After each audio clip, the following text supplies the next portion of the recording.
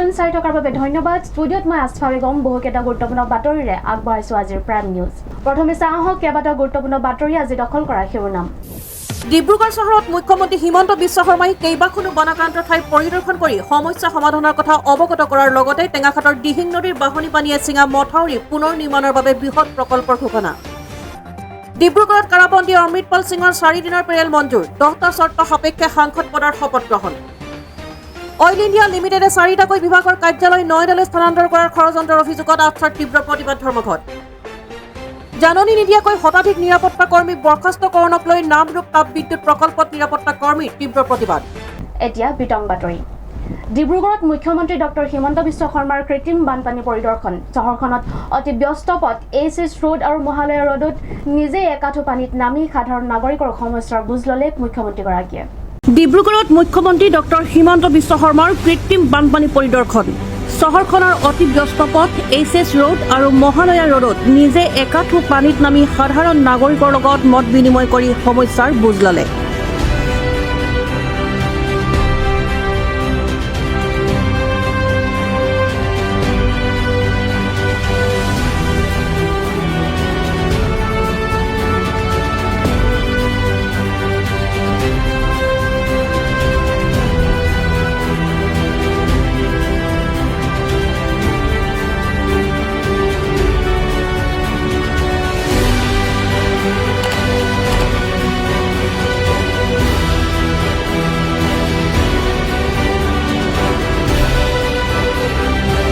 ইয়াৰ উপৰিও কেনেদৰে কৃত্ৰিম বানপানীৰ পৰা চহৰখনৰ নাগৰিকৰ সমস্যাসমূহ সমাধান কৰিব পৰা যায়। স্থানীয় বিধায়ক, মেয়ৰ, সাধাৰণ নাগৰিকৰ লগতে বিভাগৰ মন্ত্ৰীৰ লগত আলোচনাত মিলিত হৈ সমস্যা সমাধান কৰাৰ কথা অৱগত কৰে মুখ্যমন্ত্ৰীগৰাকীয়ে।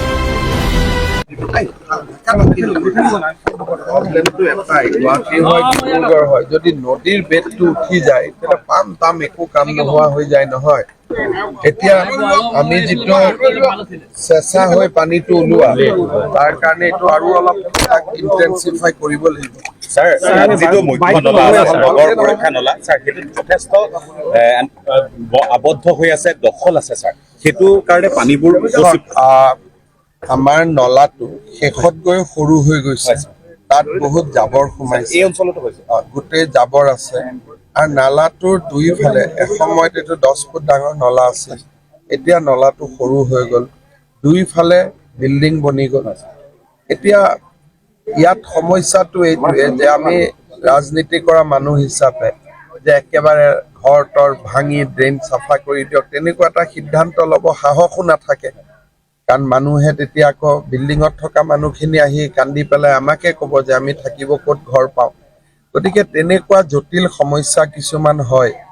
এতিয়া ৰাইজে কৈছে যে অকণমান যদি আমি ড্ৰেইনটো ভাল মেচিন আনি পুৰা ক্লিন কৰি দিব পাৰোঁ তেতিয়া পানীটো পাৰ হৈ যাব। আল্টিমেটলি ডিব্ৰুগড়ৰ পানীটো যিহেতু আমি ডিব্ৰুগড়ত ব্ৰহ্মপুত্ৰত পেলাব নোৱাৰোঁ, চেঁচা নদী হৈ দিহিং নদী হৈ ব্ৰহ্মপুত্ৰত যাব লাগিব।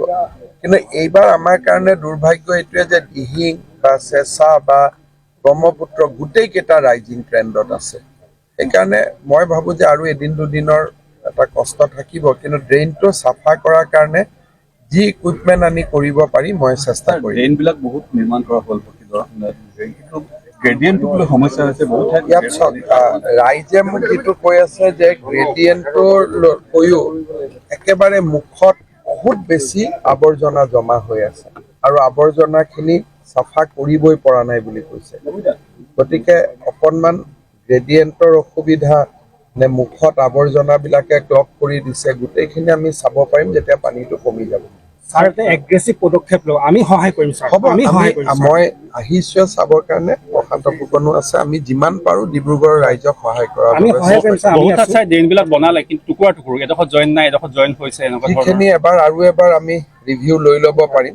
ইলেকশ্যনৰ যিহেতু আমাৰ বানপানী এইবাৰ হৈ যোৱাৰ পিছতে মই মিনিষ্টাৰক পঠাই দিম, প্ৰশান্ত ফুকন আপোনালোক থাকিব। আমি আছো য'ত ড্ৰেইনৰ কিবা কানেকশ্যন নাই, এনেকুৱা অসুবিধাৰ কাৰণে যিবিলাক সৰু সৰু সমস্যাৰ কাৰণে পানীটো হৈ আছে, সেইখিনি আমি ঠিক কৰি দিব।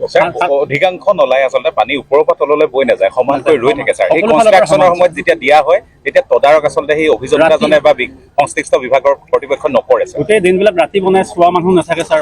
জেচিবিৰে খান্দিছে, পিছদিনাখন ৱাল মাৰি দিছে। এয়ে হৈছে ছাৰ। PCC কৰিছে নাই ছাৰ, তলতে হেৰি নাই। ইঞ্জিনিয়াৰসকলে চাব লাগে।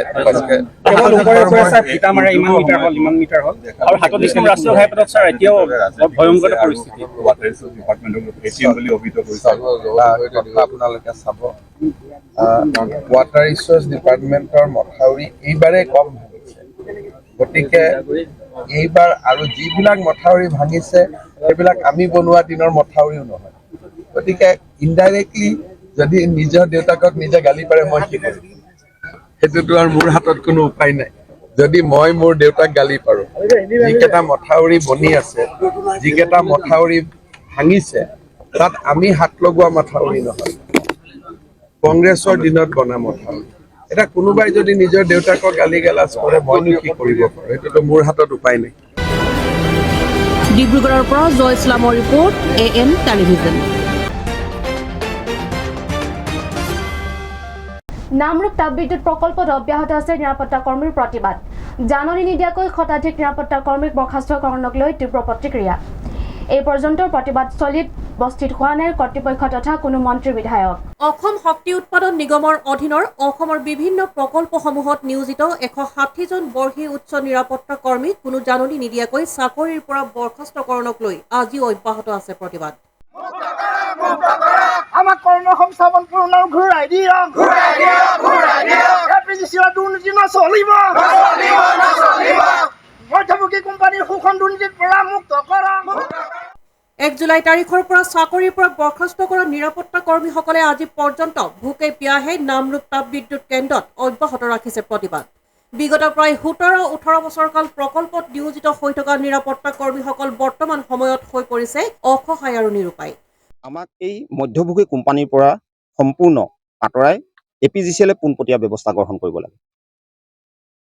তাৰপিছত আমাৰ সমস্যাবিলাক হৈছে যে বৰ্তমানে যিটো NESS কোম্পানী নামৰ এটা কোম্পানী আহিছে, ই সম্পূৰ্ণৰূপে আমাক আজি 17 বছৰে কৰি থকা কৰ্মসংস্থানৰ পৰা বৰ্খাস্ত কৰিলে। কোনো নটিফিকেশ্যন দিয়া নাই এই ক্ষেত্ৰত, আৰু আমাক কোনো টাৰ্মিনেশ্যন লেটাৰ আজিলৈকে প্ৰদান কৰা নাই। আমি প্ৰত্যেকবাৰেই APGCL কৰ্তৃপক্ষ হওক, আগতে কৰি থকা ভেনগাৰ্ড কোম্পানীয়ে হওক, তেওঁলোকক আমি বাৰংবাৰ আমাৰ দাবীবিলাকৰ ওপৰত আলোচনা বিলোচনা হোৱাৰ পিছতো তেওঁলোকে আজি পৰ্যন্ত আমাৰ দাবীবিলাক যেতিয়া পূৰণ নকৰিলে, তেতিয়া আমি এনেধৰণৰ কাৰ্যসূচী ল'বলগীয়া হয়। আৰু এনেধৰণৰ কাৰ্যসূচী যেতিয়াই লয় তেতিয়াই আমাক বিভিন্ন ধৰণৰ ভয় ভাবুতি দেখুৱাই এনেধৰণেই বৰ্খাস্ত কৰাৰ ব্যৱস্থা গ্ৰহণ কৰে। আৰু এই ক্ষেত্ৰতো একেই দেখিলোঁ, আজিও আমাৰ একেই অৱস্থা। আমাকো বৰ্তমান আমি যেতিয়া দাবী আৰু প্ৰাপ্যবিলাকৰ ওপৰত আমি মাত মাতিলোঁ, তেতিয়াই আমাৰ দেখা গ'ল সম্পূৰ্ণ আমাক তেওঁলোকে বৰ্খাস্ত কৰি দিলে। এতিয়া আমাৰ প্ৰথম দাবীটো বিচাৰিছোঁ, আমাৰ যিহেতু মধ্যভোগী কোম্পানী আঁতৰাই সম্পূৰ্ণ আমাক পোনপটীয়া ব্যৱস্থা APGCL গ্ৰহণ কৰিব লাগে। তেওঁ ভেকু ভাওনা কৰিলে, এই ভেকু ভাওনাত আমি আজি শাস্তি ভুগিবলগীয়া হৈছে। আমাৰ নিচিনা কৰ্মসংস্থাপন থকা লোকসকল, সামান্য মানুহৰ দৰমহা পোৱা ব্যক্তিসকল আজি আমি এনেধৰণৰ ৰাজপথত ওলাই আহি আজি প্ৰতিবাদ নিচিনা কাৰ্যসূচী হাতত ল'বলৈ বাধ্য কৰাইছে। প্ৰতিবাদস্থলীত নিৰাপত্তা কৰ্মী পৰিয়াল নিৰন্তৰ 5 দিন ধৰি প্ৰতিবাদ অব্যাহত ৰাখিছে। এই পৰ্যন্ত প্ৰতিবাদস্থলীত উপস্থিত হোৱা নাই কৰ্তৃপক্ষ তথা কোনো মন্ত্ৰী বিধায়ক। এই ক্ষেত্ৰত ক'বলৈ যাওঁ যে এতিয়া আমি একদম ভাগৰুৱা হৈ পৰিছোঁ। আজি এতিয়া 18 বছৰ দিনে কৰি থকা এই আমাৰ কি কয় কৰ্মসংস্থাপনৰ পথ আমাৰ হেৰাই গৈছে। যিহেতু আমি এতিয়া ৰাস্তাত, সেইকাৰণে চৰকাৰক এইটোৱে অনুৰোধ জনাইছোঁ যে আমাৰ নতুন কোম্পানী আনি ইয়াত আমি কোনো নজনাকৈ একো আলোচনা নকৰাকৈ ইয়াত জইন কৰি আছে। এতিয়া যিহেতু আমাক ইয়াত কৰ্মসংস্থাপন দিবই লাগিব। আজি অতদিনে কৰি থকা সংস্থাপন আমাক লাগিবই, সেয়েহে আমি বিচাৰিছোঁ। আৰু আমি ক'ত যাম? এই ল'ৰা ছোৱালী লৈ ক'ত যাম? আজি ৰাস্তাত আছোঁ। তেওঁলোকে আমাক মূৰ তুলিও চোৱা নাই। তেওঁলোকৰ ঘৰ দুৱাৰ এই কাষতে আছে, আমাক কিন্তু মূৰ তুলি চোৱা নাই। যোগাযোগ কোনো ধৰণে যোগাযোগ কৰা নাই। তেওঁলোকৰ ওচৰলৈ গ'লে আমি কোনো ধৰণে আমাৰ পক্ষৰ পৰা আমি কোনো ধৰণৰ সহায়ৰ হাত আগবঢ়োৱা নাই। সেইটো কাৰণে কৈছো আমি আৰু বেলেগ ধৰণে বিচৰা নাই। আমাক কৰ্মসংস্থাপন ইয়াতে লাগিব। আজি অতদিনে কৰি থকাৰ কাৰণেহে বিচাৰিছো, বেলেগভাৱে বিচৰা নাই। তেওঁলোকক বেলেগভাৱে আৰু আমি দাবী কৰা নাই। স্থানীয় বিধায়কক এইটোৱে দাবী জনাও যে তেওঁ যেন আমাৰ কাষৰ হৈ আজি আমাক সহায় কৰে। এই কৰ্মসংস্থাপনৰ পথ যেন আমাক আকৌ নতুনত্ব কৰি তোলে, ঘূৰাই আনে যেন, সেয়ে আমাৰ বিধায়কলৈ অনুৰোধ। Bureau' report AN television.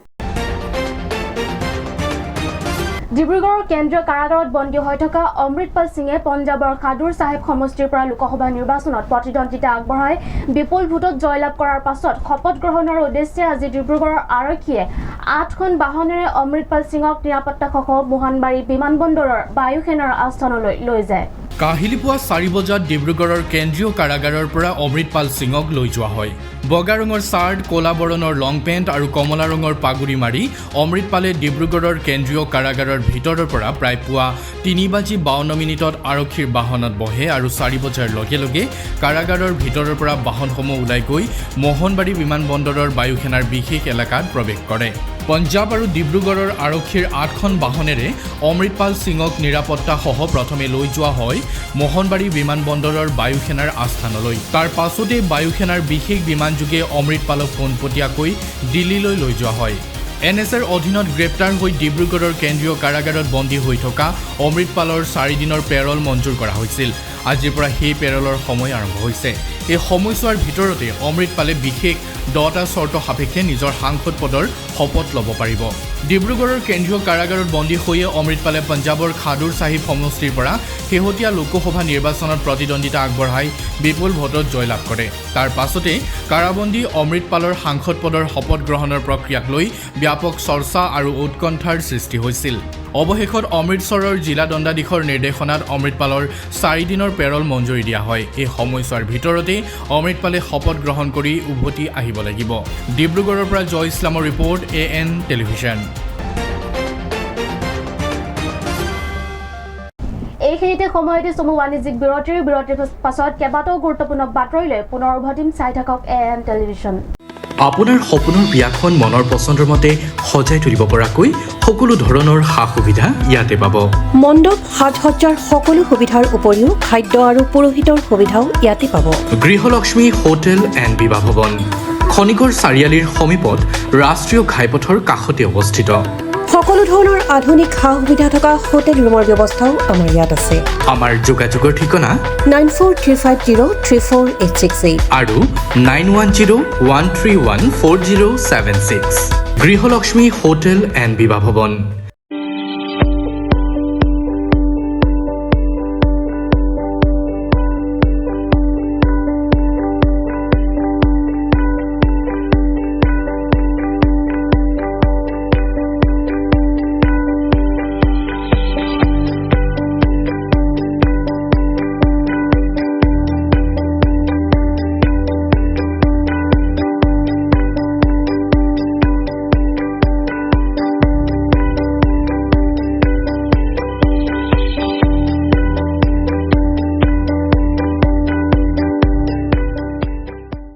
বিৰতিৰ পাছত উভতি আহিছোঁ পুনৰ বাতৰিৰ মাজলৈ। অসম চাহ জনজাতি ছাত্ৰ সন্থাই অল ইণ্ডিয়া লিমিটেড 4টাকৈ বিভাগৰ কাৰ্যালয় নয়দালৈ হস্তান্তৰ কৰাৰ ষড়যন্ত্ৰৰ বিৰুদ্ধে দুলীয়াজানৰ অল ইণ্ডিয়া লিমিটেডৰ মুখ্য আৱাসিক কাৰ্যালয়ত আজি তীব্ৰ প্ৰতিবাদ সাব্যস্ত কৰে। সহযাত্ৰীক আচ্ছা কৰ্মীয়ে কপালে তৈল নগৰী দুলীয়াজান। অসম চাহ জনজাতি ছাত্ৰ সন্থাৰ অইলৰ বিৰুদ্ধে বিক্ষোভ। সন্থাৰ তিনিচুকীয়া আৰু ডিব্ৰুগড় জিলাৰ দুলীয়াজানৰ অইল ইণ্ডিয়া লিমিটেডৰ মুখ্য আৱাসিক কাৰ্যালয়ত তীব্ৰ প্ৰতিবাদ সাব্যস্ত।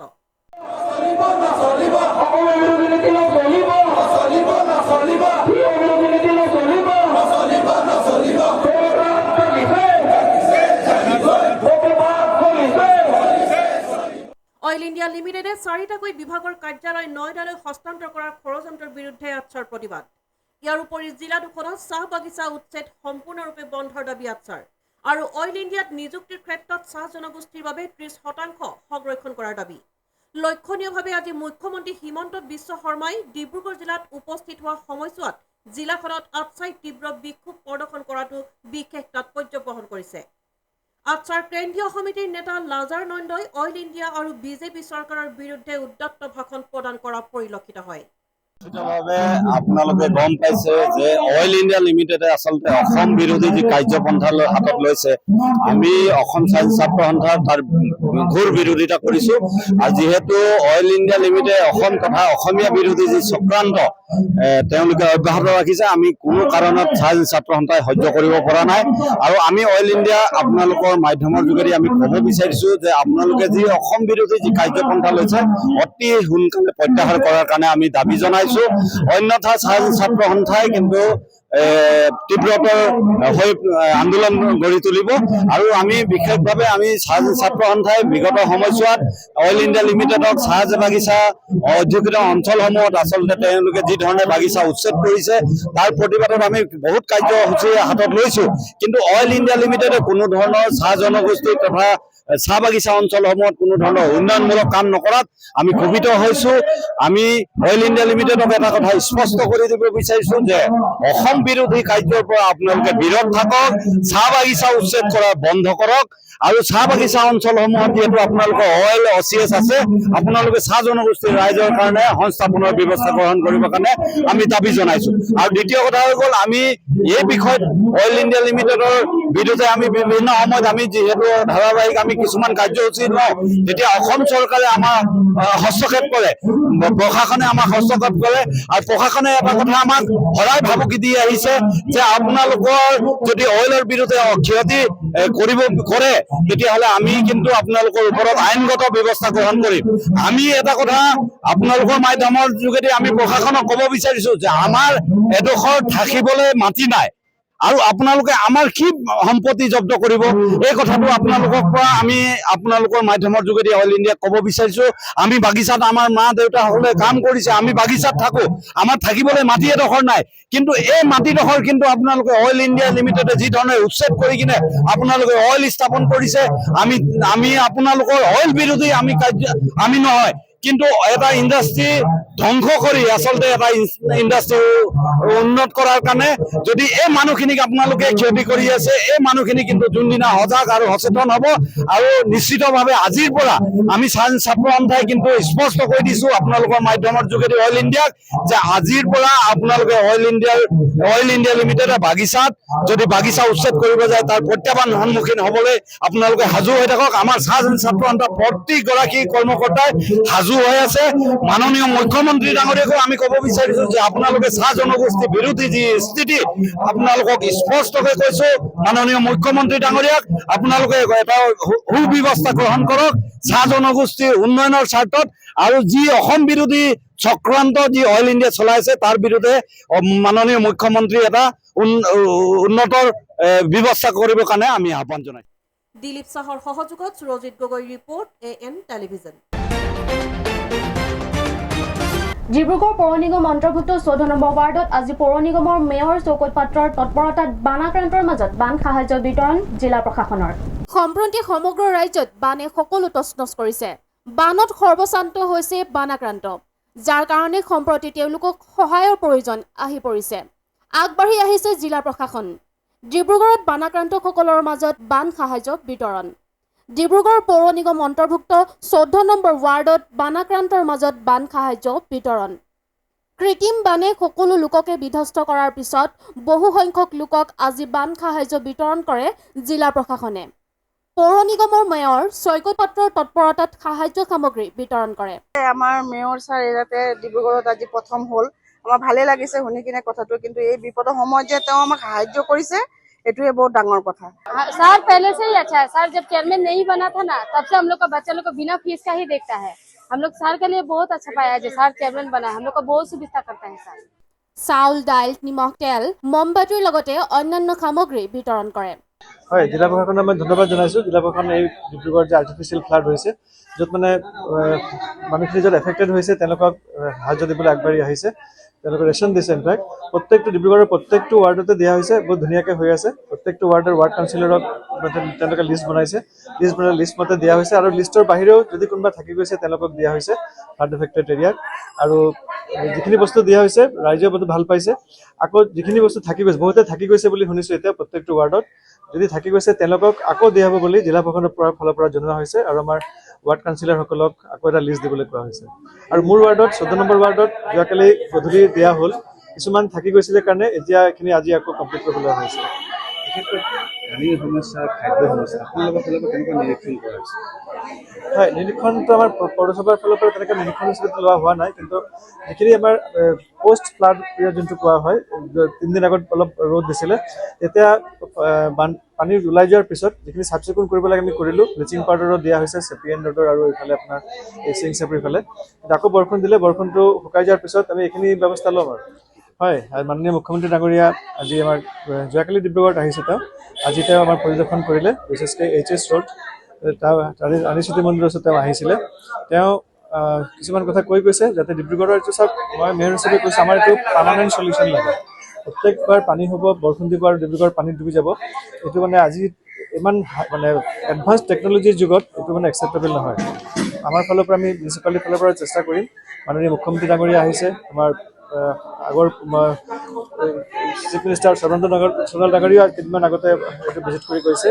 যোৱাকালি আমাৰ মাননীয় ষ্টেট কেবিনেট মিনিষ্টাৰ অশোক সিংঘলজীও আহিছে। তেওঁলোকে সকলোৱে চেষ্টা কৰি আছে, আমাৰ পুৰা অথৰিটি চেষ্টা কৰি আছে যাতে এইটো যে পানীটো হৈ আছে বাৰে বাৰে যে বৰষুণ দিলে পানী হৈ যায়, এইটোৰ পৰা যাতে ৰাইজক অলপ সকাহ দিয়া হয়।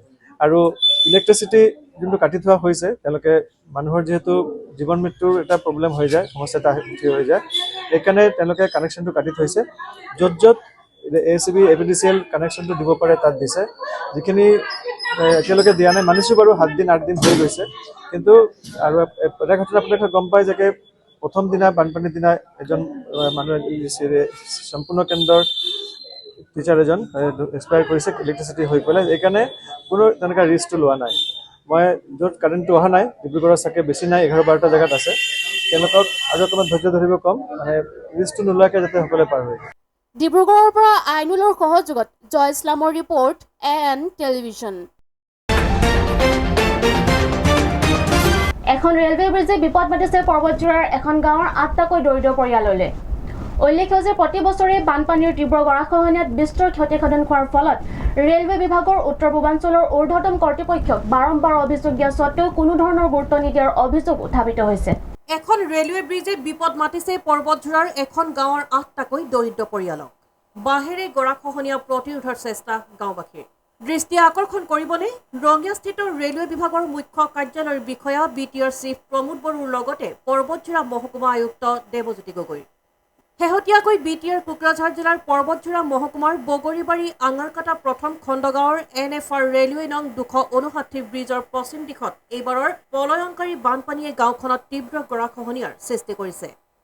উল্লেখ্য যে প্ৰতি বছৰে বানপানীয়ে তীব্ৰ গৰাখহনীয়াত বিস্তৰ ক্ষতিসাধন হোৱাৰ সুবাদতে ৰেলৱে বিভাগৰ উত্তৰ পূৰ্বাঞ্চলৰ ঊৰ্ধ্বতম কৰ্তৃপক্ষক বাৰম্বাৰ অভিযোগ দিয়াৰ স্বত্তেও কোনো ধৰণৰ গুৰুত্ব নিদিয়াৰ অভিযোগ উত্থাপিত হৈছে। সেয়েহে উত্তৰ পূৰ্বাঞ্চল ৰেলৱে বিভাগৰ ঊৰ্ধ্বতম কৰ্তৃপক্ষৰ লগতে BTR চিফ প্ৰমোদ বড়ো, পৰ্বতজোৰাৰ মহকুমা আয়ুক্ত দেৱজ্যোতি গগৈৰ দৃষ্টি আকৰ্ষণ কৰিছে গাঁওবাসী ৰাইজে। ৰেলৰ ব্ৰিজখন যেতিয়া কৰিছিল তেতিয়া আমি কমপ্লেইন কৰিছিলোঁ যে ব্ৰিজখন আৰু দূৰত দিব লাগে। সিহঁতে মানে দূৰত নিদিয়ে, মানে ইয়াতে কৰাৰ পিছতে সি ক'লে যে মানে তোমাৰ যি প্ৰডাকশ্যন লাগে প্ৰডাকশ্যন দি দিম, তোমাৰ একো ক্ষতি নহয়। তাৰপিছত মানে সি মানে আধাখিনি কাম কৰাৰ পিছত আৰু কাম নকৰিলে। বানপানী অহাৰ পিছত আমাৰ মানে 4টা-5টা ঘৰ মানে উঠি গৈছে, আৰু মানে বাকী আৰু কয়েক ঘৰ আছে, সেইখিনিও মানে যাওঁ অৱস্থা। কিন্তু ৰেলৱেত মই এই মানে যোৱা ট্ৰামত যেতিয়া মই কাম কৰিল ৰেলৱেত, তেতিয়াও মানে ডিপুটিক মই কৈছিলোঁ, ডিপুটিয়ে কি ক'লে যে মানে আমাৰ কামখিনি কৰিম, তাৰপিছত তোমাৰো কামখিনি কৰি দিম, কিন্তু সিহঁতে কামখন নকৰিলে। আমরা তো বাস টাস দিয়ে কোনো গাড়িটাও করছিলাম, ওগুলো কিছুই করে এলো না, কিন্তু এখন এই মাটি ভেঙে নামতেছে। Bureau report AN television. এইখিনিতে সময়তে পুনৰ চমু বাণিজ্যিক বিৰতিৰ পাছত কেইবাটাও গুৰুত্বপূৰ্ণ বাতৰিলৈ পুনৰ উভতিম। চাই থাকক AN টেলিভিছন।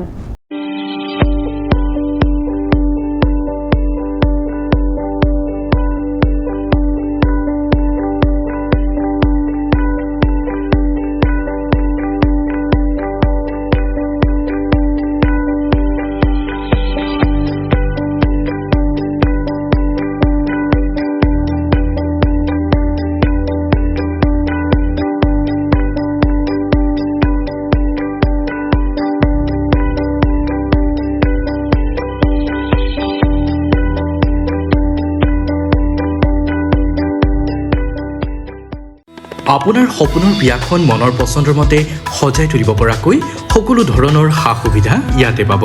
মণ্ডপ সাজ-সজ্জাৰ সকলো সুবিধাৰ উপৰিও খাদ্য আৰু পুৰোহিতৰ সুবিধাও ইয়াতে পাব। গৃহলক্ষ্মী হোটেল এণ্ড বিবাহ ভৱন খনিকৰ চাৰিআলিৰ সমীপত ৰাষ্ট্ৰীয় ঘাইপথৰ কাষতে অৱস্থিত। সকলো ধৰণৰ আধুনিক সা-সুবিধা থকা হোটেল ৰুমৰ ব্যৱস্থাও আমাৰ ইয়াত আছে। আমাৰ যোগাযোগৰ ঠিকনা 9435034868 আৰু 9101314076। গৃহলক্ষ্মী হোটেল এণ্ড বিবাহ ভৱন। বিৰতিৰ পাছত উভতি আছো পুনৰ বাতৰিৰ মাজলৈ। বুঢ়ীদিহিং পানীৰ পাৰহনী নদীয়ে চিঙা মথাউৰি পৰিদৰ্শনৰ বাবে আজি ডিব্ৰুগড় জিলাৰ টেঙাখাটত উপস্থিত হয় মুখ্যমন্ত্ৰী ডক্টৰ হিমন্ত বিশ্ব শৰ্মা। বিধ্বস্ত ৰাইজৰ দুখ দুৰ্দশাৰ খবৰ লোৱাৰ লগতে বিধায়ক আৰু জিলা আয়ুক্তক বানাক্ৰান্ত ৰাজ্যক পৰ্যাপ্ত খাদ্য সামগ্ৰীৰ যোগান ধৰাৰ নিৰ্দেশ মুখ্যমন্ত্ৰীগৰাকীৰ।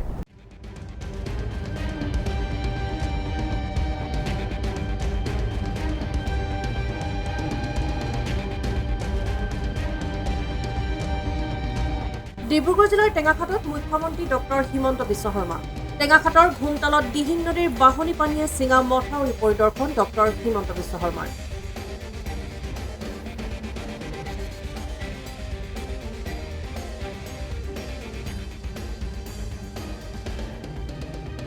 তিনিদিনৰ ভিতৰত চিঙা মথাউৰি মেৰামতি কৰাৰ আশ্বাস মুখ্যমন্ত্ৰী। অঞ্চলটোৰ বান বিধ্বস্ত ৰাইজৰ কাষত গৈ দুখ দুৰ্দশাৰ খবৰ ল'লে মুখ্যমন্ত্ৰীয়ে।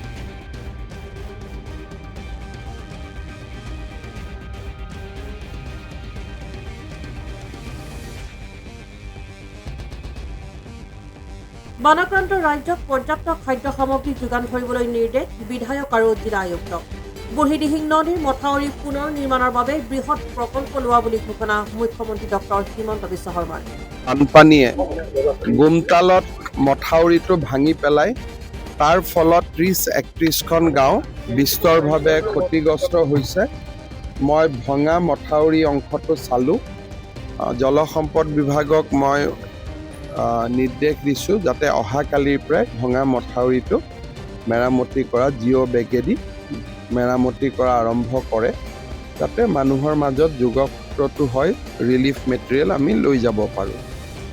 পানী কমি যোৱাৰ পিছত এবাৰ ভাল কৰি ডিপাৰ্টমেণ্ট আহি কেনেকৈ গোটেই বুঢ়ীদিহিং নদীৰ মথাউৰিটো আমি সুন্দৰ কৰিব পাৰোঁ তাৰ বাবে আমি প্ৰচেষ্টা ল'ম। বাকী যাৰ ঘৰ ক্ষতিগ্ৰস্ত হৈছে, পঢ়া শুনা কিতাপ পত্ৰ ক্ষতি হৈছে, যাক যেনেকৈ পাৰোঁ আমি সহায় কৰাৰ কাৰণে চেষ্টা কৰিম।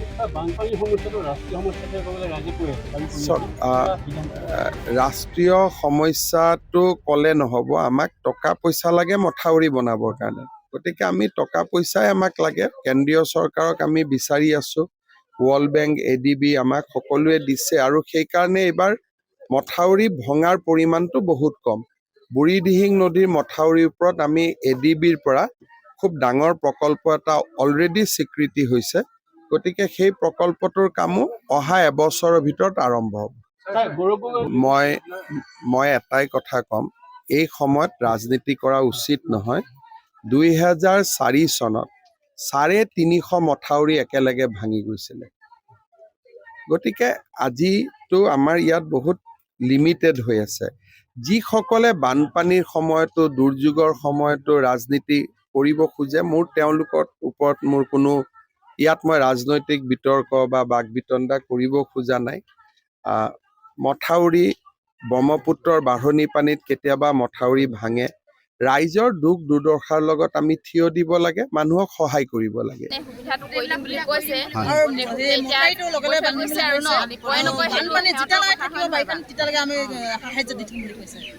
এতিয়া মানে আমি যিখিনি আমি খেতিয়ক মানুহ হয় নাই, আমাৰতো চব উটিয়ে গ'ল, একো বাকিয়ে নাই। মানে আমি এতিয়া পানীৰ তলতে আছোঁ, ইয়াতো পানীয়ে ঘৰ হৈ আছে। খাবলৈ খুটিব তাৰমানে আমাৰ জেগাই নাই, মানে থাকিবলৈতো থিয় হ'বও জেগা নাই, মানে তেনেকুৱা অৱস্থাত আছোঁ।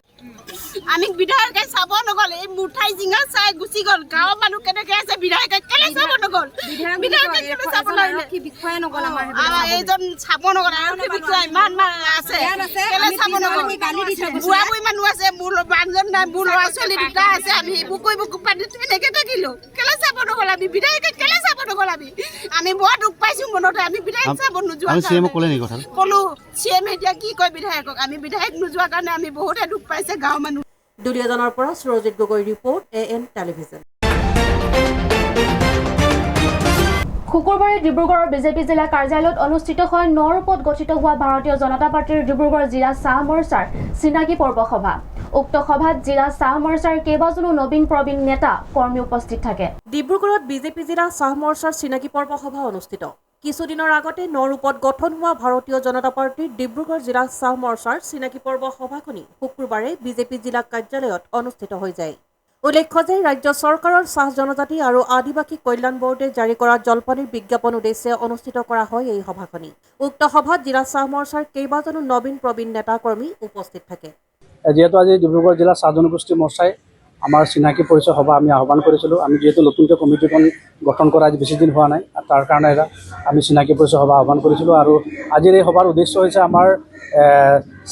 আমাৰ অসম চৰকাৰে ফ্ৰী ৱেলফেয়াৰ বৰ্ডৰ আমাৰ স্কলাৰশ্বিপ এটা এডভাৰটাইজমেণ্ট যোৱা 1 তাৰিখে নিৰ্দেশ প্ৰদান কৰিছিলে। আৰু এই এডভাৰটাইজমেণ্টৰ জৰিয়তে আমি আজি ডিব্ৰুগড় জিলা চাহ জনগোষ্ঠী মৰ্চাৰ মণ্ডলসমূহ আমি নিৰ্দেশ দিছোঁ যাতে প্ৰত্যেকটা বাগিচাই আমাৰ সজাগতা সভা পাতি কিনে আমাৰ ক্লাছ 9ৰ পৰা আপ টু BA পৰ্যায়লৈকে এই স্কলাৰশ্বিপটো যাতে আমাৰ ছাত্ৰ ছাত্ৰীয়ে লাভ কৰিব পাৰিব, আৰু তাৰ কাৰণে সজাগতা সভা পাতিবৰ কাৰণে আমি নিৰ্দেশ প্ৰদান কৰিছোঁ। আৰু যিহেতু আপোনালোকে গম পাইছে, গোটেই আমাৰ অসমখনে বানৰ আক্ৰান্ত হৈ আছে, আৰু এই বান আক্ৰান্ত হোৱা আমাৰ যিবিলাক অঞ্চল আছে এই অঞ্চলবিলাকত গৈ আমাৰ চাহ জনগোষ্ঠী মৰ্চাই জিলা সমিতি হওক বা আমাৰ মণ্ডল সমিতি হওক প্ৰত্যেকটা বিষয়ববীয়া গৈ কিনে যাতে বান আক্ৰান্ত হোৱা মানে ঘৰবিলাকত গৈ আমাৰ কিছু সাহায্য যাতে আগবঢ়ায় তাৰ কাৰণে আমি নিৰ্দেশ প্ৰদান কৰিছোঁ। আৰু আগন্তুক দিনবিলাকত চাহ জনগোষ্ঠী মৰ্চাৰ আৰু বিভিন্ন কাৰ্যসূচী আছে, এই কাৰ্যসূচীবিলাক আমি অনাগত দিনবিলাকত ল'ম। আৰু আপোনালোকৰ সামাজিক মাধ্যম আমাৰ সহযোগিতা সদায় লাগিব, আৰু আপোনালোকৰ সহযোগিতাতে যাতে আমি